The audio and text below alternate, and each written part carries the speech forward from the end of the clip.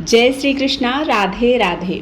आप सभी का हार्दिक स्वागत है आपके अपने YouTube चैनल उपासना की उपासना में। हमारे सनातन धर्म में भाद्रपद पूर्णिमा तिथि का विशेष महत्व है।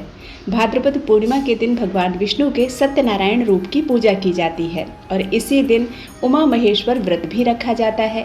भाद्रपद पूर्णिमा को श्राद्ध पूर्णिमा भी कहते हैं क्योंकि इस दिन से ही पितृपक्ष की शुरुआत होती है।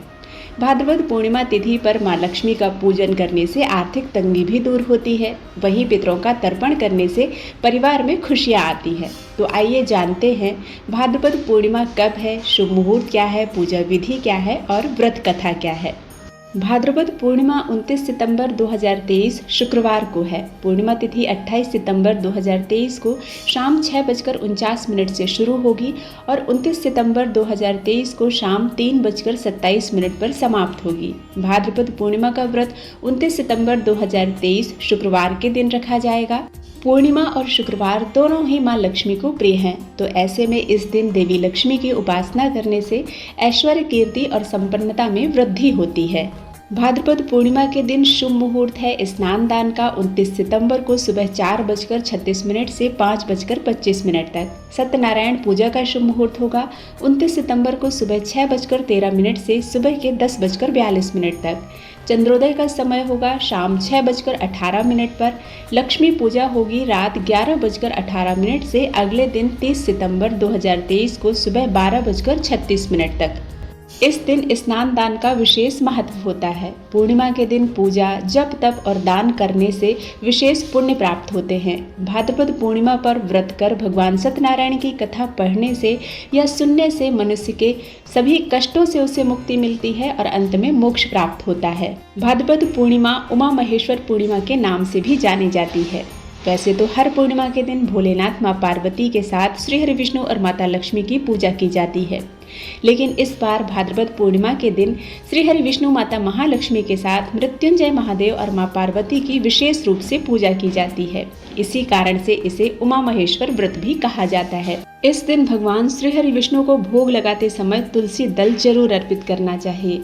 मृत्युंजय महादेव को भोग लगाते समय उनके भोग में बेलपत्र जरूर रखना चाहिए। भाद्रपद पूर्णिमा के दिन सुबह उठकर स्नान कर लें। नहाने के पानी में गंगा जल डालकर स्नान करें। नहाने के बाद घर के पूजा मंदिर में दीपक प्रज्वलित करें। अगर संभव हो सके तो इस दिन व्रत भी जरूर रखें। सभी देवी देवताओं का गंगा जल से अभिषेक करें। सर्वप्रथम व्रत का संकल्प लें। संकल्प लेने के बाद भगवान गणेश, माता पार्वती, भोलेनाथ, श्री हरि विष्णु, माता लक्ष्मी का पंचामृत से अभिषेक करें। इसके बाद रोली, कुमकुम, अक्षत अर्पित करें।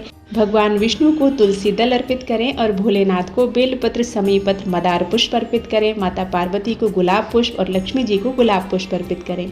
इसके बाद व्रत कथा पढ़ें या सुने और अंत में आरती कर नैवेद्य अर्पित करें और दक्षिणा प्रदान करें। पूजा के अंत में भगवान से पूजा में की गई गलतियों के लिए क्षमा प्रार्थना जरूर करें। आइए अब सुनिए भाद्रपद पूर्णिमा व्रत कथा। पौराणिक कथा के अनुसार द्वापर युग में एक समय की बात है। यशोदा माता ने भगवान श्री कृष्ण से कहा, हे कृष्ण, तुम सारे संसार के उत्पन्न करता, पोषक तथा उसके संहार करता हो। आज कोई ऐसा व्रत मुझसे कहो जिसके करने से मृत्युलोक में स्त्रियों को विधवा होने का भय ना रहे तथा यह व्रत सभी मनुष्यों की मनोकामनाओं को भी पूर्ण करने वाला हो। श्री कृष्ण जी कहने लगे, हे माता, तुमने अति सुंदर प्रश्न किया है। मैं तुमसे ऐसे ही व्रत को सविस्तार कहता हूँ। सौभाग्य की प्राप्ति के लिए स्त्रियों को 32 पूर्णिमा का व्रत करना चाहिए। इस व्रत के करने से स्त्रियों को सौभाग्य संपत्ति मिलती है। यह व्रत अचल सौभाग्य देने वाला एवं भगवान शिव के प्रति मनुष्य मात्र की भक्ति को बढ़ाने वाला है। यशोदा जी कहने लगी, हे कृष्ण, सर्वप्रथम इस व्रत को मृत्युलोक में किसने किया था? इसके विषय में विस्तार पूर्वक मुझसे कहो। श्री कृष्ण जी कहने लगे कि इस भूमंडल पर एक अत्यंत प्रसिद्ध राजा चंद्रहास से पालित अनेक प्रकार के रत्नों से परिपूर्ण कातिका नाम की एक नगरी थी। वहां पर धनेश्वर नामक एक ब्राह्मण रहता था और उसकी स्त्री अति सुशीला रूपवती थी। दोनों ही उस नगरी में बड़े प्रेम के साथ रहते थे। घर में धन धान्य की कोई कमी नहीं थी। उनको एक बड़ा दुख था कि उनके कोई संतान नहीं थी। इस दुख से वह अत्यंत दुखी रहते थे। एक समय एक बड़ा तपस्वी उस नगरी में आया। वह योगी उस ब्राह्मण के घर को छोड़कर अन्य सब घरों से भिक्षा लाकर भोजन किया करता था। रूपवती से वह भिक्षा नहीं लिया करता था। उस योगी ने एक दिन रूपवती से भिक्षा न लेकर किसी अन्य घर से भिक्षा लेकर गंगा किनारे जाकर भिक्षान को प्रेम पूर्वक खा रहा था कि धनेश्वर ने योगी का यह सब कार्य किसी प्रकार से देख लिया। अपनी भिक्षा के अनादर से दुखी होकर धनेश्वर योगी से बोला, महात्मन, आप सब घरों से भिक्षा लेते हैं परंतु मेरे घर की भिक्षा कभी भी नहीं लेते, इसका क्या कारण है? योगी ने कहा कि निसंतान के घर की भीख पतितों के अन्न के तुल्य होती है और जो पतितों का अन्न खाता है वह भी पतित हो जाता है। चूंकि तुम निसंतान हो अतः पतित हो जाने के भय से मैं तुम्हारे घर की भिक्षा नहीं लेता हूँ। धनेश्वर यह बात सुनकर अपने मन में बहुत दुखी हुआ और हाथ जोड़कर योगी के पैरों पर पड़ गया तथा आर्त भाव से कहने लगा, हे महाराज, यदि ऐसा है तो आप मुझको पुत्र प्राप्ति का उपाय बताइए। आप सर्वज्ञ हैं, मुझ पर अवश्य ही यह कृपा कीजिए। धन की मेरे घर में कोई कमी नहीं है परंतु मैं पुत्र न होने के कारण अत्यंत दुखी हूँ। कृपया अब आप ही मेरे इस दुख का हरण करें। आप सामर्थ्यवान हैं। यह सुनकर योगी कहने लगे कि हे ब्राह्मण, तुम चंडी की आराधना करो। घर आकर उसने अपनी स्त्री से सब वृत्तांत कहा और स्वयं तप के निमित्त वन में चला गया। वन में जाकर उसने चंडी देवी की उपासना की और उपवास किया। चंडी ने 16वें दिन उसको स्वप्न में दर्शन दिया और कहा, हे धनेश्वर, जा तेरे पुत्र होगा, परंतु वह 16 वर्ष की आयु में ही मृत्यु को प्राप्त होगा। यदि तुम दोनों स्त्री पुरुष 32 पूर्णिमा का व्रत विधि पूर्वक करोगे तो वह दीर्घायु होगा। जितनी तुम्हारी सामर्थ्य हो आटे के दिए बनाकर शिव जी का पूजन करना, परंतु यह व्रत और पूजन लगातार 32 पूर्णिमा तक करना। प्रातः काल होने पर इस स्थान के समीप ही तुम्हें एक आम का वृक्ष दिखाई देगा। उस पर तुम चढ़कर एक फल तोड़कर शीघ्र अपने घर ले जाना। अपनी स्त्री से सब वृत्तांत कहना। तुम स्नान के पश्चात वह स्वच्छ होकर श्री शंकर का ध्यान करके उस फल को खा लेगी। तब शंकर भगवान की कृपा से उसको गर्भ हो जाएगा। जब वह ब्राह्मण प्रातः काल उठा तो उसने उस स्थान के पास ही एक आम का वृक्ष देखा जिस पर एक अत्यंत सुंदर आम का फल लगा हुआ था। उस ब्राह्मण ने उस आम के वृक्ष पर चढ़कर उस फल को तोड़ने का प्रयत्न किया, परंतु वृक्ष पर कई बार प्रयत्न करने पर भी वह चढ़ नहीं पाया। तब तो उस ब्राह्मण को बहुत चिंता हुई और विघ्न विनाशक श्री गणेश जी की वंदना करने लगा। हे दयानिधे, अपने भक्तों के विघ्नों का नाश करके उनके मंगल कार्य को करने वाले, दुष्टों का नाश करने वाले, रिद्धि सिद्धि के देने वाले, आप मुझ पर कृपा करके इतना बल दें कि मैं अपने मनोरथ को पूर्ण कर सकूं। इस प्रकार गणेश जी की प्रार्थना करने पर उनकी कृपा से धनेश्वर वृक्ष पर चढ़ गया और उसने एक अति सुंदर आम का फल देखा। उसने विचार किया कि जो वरदान से फल मिला था वह यह है और कोई फल दिखाई नहीं देता। उस धनेश्वर ब्राह्मण ने जल्दी से उस फल को तोड़कर अपनी स्त्री को लाकर दिया और उसकी स्त्री ने अपने पति के कथानुसार उस फल को खा लिया और वह गर्भवती हो गई। देवी जी की असीम कृपा से उसे एक अत्यंत सुंदर पुत्र उत्पन्न हुआ जिसका नाम उन्होंने देवीदास रखा। माता पिता के हर्ष और शोक के साथ वह बालक शुक्ल पक्ष के चंद्रमा की भांति अपने पिता के घर में बढ़ने लगा। भवानी की कृपा से वह बालक बहुत ही सुंदर, सुशील और विद्या पढ़ने में निपुण हो गया। दुर्गा जी की आज्ञा के अनुसार उसकी माता ने 32 पूर्णिमासी का व्रत रखना प्रारंभ कर दिया था जिससे उसका पुत्र बड़ी आयु वाला हो जाए। 16वां वर्ष लगते ही देवीदास के माता पिता को बड़ी चिंता हो गई कि कहीं उनके पुत्र की इस वर्ष मृत्यु ना हो जाए। इसलिए उन्होंने अपने मन में विचार किया कि यदि यह दुर्घटना उनके सामने हो गई तो वे यह कैसे सह सकेंगे। इसलिए उन्होंने देवीदास के मामा को बुलाया और कहा कि हमारी इच्छा है कि देवीदास 1 वर्ष तक काशी में जाकर विद्या अध्ययन करे और उसको अकेला भी नहीं छोड़ना चाहिए, इसलिए साथ में तुम चले जाओ और 1 वर्ष के पश्चात इसको वापस लौटा लाना। सब प्रबंध करके उसके माता पिता ने काशी जाने के लिए देवीदास को एक घोड़े पर बैठाकर उसके मामा को उसके साथ कर दिया, किंतु यह बात उसके मामा या किसी और से नहीं कही। धनेश्वर ने सपत्नीक अपने पुत्र की मंगल कामना तथा दीर्घायु के लिए भगवती दुर्गा की आराधना और पूर्णिमासी का व्रत करना आरंभ कर दिया। इस प्रकार बराबर 32 पूर्णिमासी का व्रत पूरा किया। कुछ समय पश्चात एक दिन वह दोनों मामा और भांजा मार्ग में रात्रि बिताने के लिए किसी ग्राम में ठहरे हुए थे। उस दिन उस गांव में एक ब्राह्मण की अत्यंत सुंदरी, सुशीला, विदुषी और गुणवती कन्या का विवाह होने वाला था। जिस धर्मशाला के अंदर वर और उसकी बारात ठहरी हुई थी, उसी धर्मशाला में देवीदास और उसके मामा भी ठहरे हुए थे। संयोगवश कन्या को तेल आदि चढ़ाकर मंडप आदि का कृत्य किया गया, तो लग्न के समय वर को धनुर्वात हो गया। इसलिए वर के पिता ने अपने कुटुंबियों से परामर्श करके निश्चय किया कि यह देवीदास मेरे पुत्र जैसा ही सुंदर है, मैं इसके साथ ही लग्न कर दूं और बाद में विवाह के अन्य कार्य मेरे लड़के के साथ हो जाएंगे। ऐसा सोचकर देवीदास के मामा से जाकर बोला कि तुम थोड़ी देर के लिए अपने भांजे को हमें दे दो, जिससे विवाह के लग्न का सब कृत्य सुचारू रूप से हो सके। तब उसका मामा कहने लगा कि जो कुछ भी मधुपर्क आदि कन्यादान के समय वर को मिले वह सब हमें दे दिया जाए, तो मेरा भांजा इस बारात का दूल्हा बन जाएगा। यह बात वर के पिता ने स्वीकार कर ली और उस मामा ने अपने भांजे को वर बनने के लिए भेज दिया। इसके बाद सब विवाह कार्य रात्रि में विधि पूर्वक संपन्न हो गया। पत्नी के साथ जब वह वर भोजन कर रहा था तो उससे भोजन नहीं किया जा रहा था। वह अपने मन में सोचने लगा कि ना जाने यह स्त्री किसकी है। वह एकांत में इसी सोच में गर्म निश्वास छोड़ने लगा और उसकी आंखों से आंसू बहने लगे। तब वधू ने पूछा कि क्या बात है, आप इतने उदास व दुखी क्यों हो रहे हैं।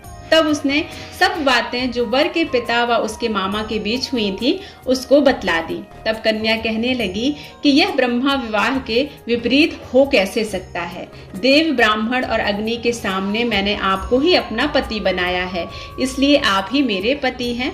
मैं आपकी ही पत्नी रहूंगी, किसी अन्य की कदापि नहीं। तब देवीदास ने कहा, ऐसा मत करिए, क्योंकि मेरी आयु बहुत थोड़ी है। मेरे पश्चात आपकी क्या गति होगी, इन बातों को अच्छी तरह विचार कर लो। परंतु वह दृढ़ विचार वाली थी। बोली कि जो गति आपकी होगी वही गति मेरी होगी। हे स्वामी, आप उठिए और भोजन करिए, आप निश्चित ही भूखे होंगे। इसके बाद देवीदास और उसकी पत्नी दोनों ने भोजन किया तथा शेष रात्रि वे सोते रहे।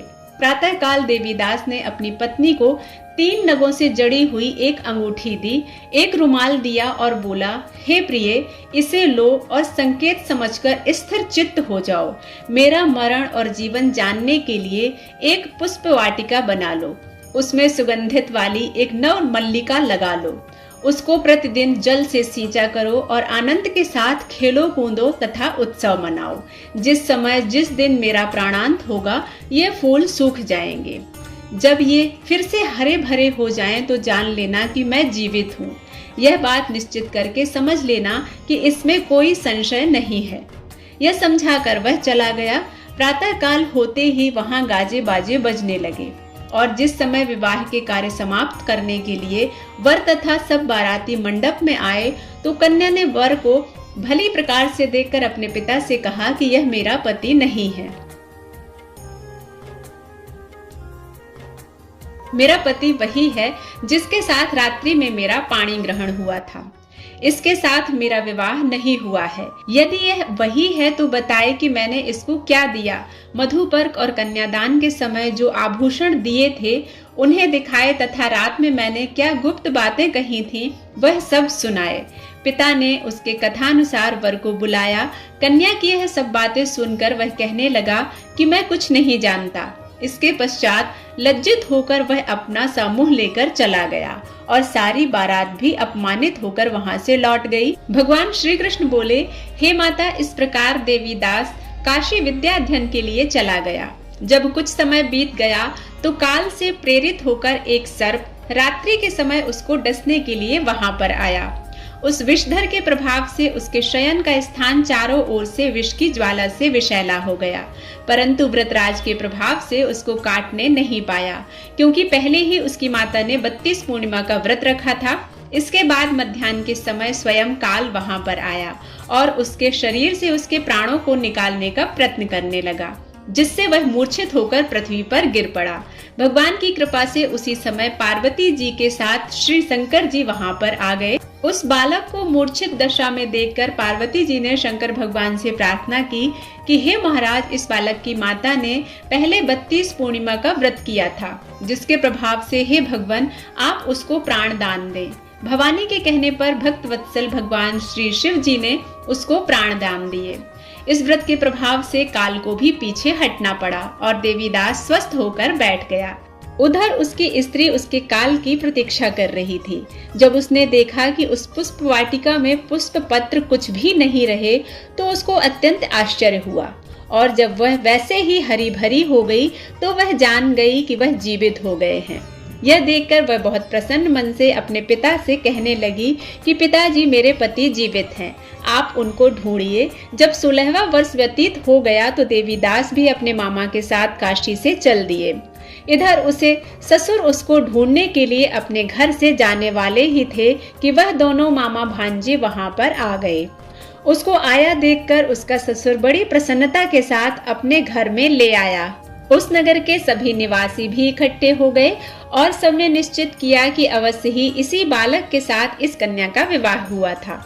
उस बालक को जब कन्या ने देखा तो पहचान लिया और कहा कि यह तो वही हैं जो संकेत करके गए थे। तदुपरांत सभी कहने लगे कि भला हुआ जो यह आ गया, और सब नगरवासियों ने आनंद मनाया।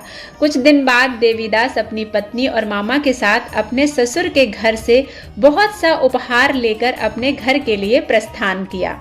जब वह अपने माता पिता के घर गांव निकट पहुंच गए तो कई लोगों ने उनको देखकर उनके माता पिता को पहले ही जाकर खबर दे दी कि तुम्हारा पुत्र देवीदास अपनी पत्नी और मामा के साथ आ रहे हैं। ऐसा समाचार सुनकर पहले तो उन्हें विश्वास ही नहीं हुआ, किंतु जब और लोगों ने भी आकर उनकी बात का समर्थन किया तो उनको बड़ा आश्चर्य हुआ। लेकिन थोड़ी देर में देवीदास ने आकर अपने माता पिता के चरणों में अपना सिर रखकर प्रणाम किया और उसकी पत्नी ने अपने सास ससुर के चरणों में स्पर्श करते हुए प्रणाम किया तो माता पिता ने अपने पुत्र और पुत्रवधू को अपने हृदय से लगा लिया और दोनों की आंखों में प्रेम के आंसू बहने लगे। अपने पुत्र और पुत्रवधू के आने की खुशी में धनेश्वर ने बड़ा भारी उत्सव किया और ब्राह्मणों को भी बहुत सी दान दक्षिणा देकर प्रसन्न किया। श्री कृष्ण जी कहने लगे कि इस प्रकार धनेश्वर 32 पूर्णिमाओं के व्रत के प्रभाव से पुत्रवान हो गया। जो भी स्त्रियां इस व्रत को करती हैं वे जन्म जन्मांतर के वैधव्य का दुख नहीं भोगती और सदैव सौभाग्यवती रहती हैं। श्री कृष्ण बोले, यह मेरा वचन है, इसमें कोई भी संदेह नहीं मानना चाहिए। यह व्रत पुत्र पौत्रादि में वृद्धि करने वाला, संपूर्ण मनोकामनाओं को पूर्ण करने वाला है। 32 पूर्णिमाओं के व्रत से व्रती की सभी मनोकामनाएं पूर्ण होती हैं और इस प्रकार पूर्णिमा व्रत कथा समाप्त होती है। उमापति महादेव की जय।